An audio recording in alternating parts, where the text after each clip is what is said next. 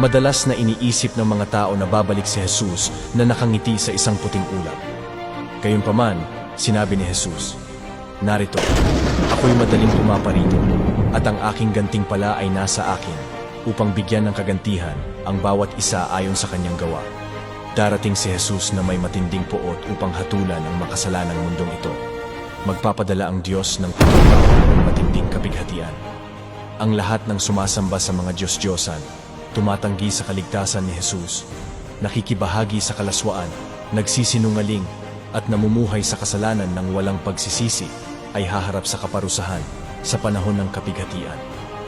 Ngunit yaong mga magsisisi, tatalikod sa kasalanan, at susunod sa mga utos ng Diyos ay papasok sa milenyong kaharian pagkatapos ng 7 taon ng kapighatian.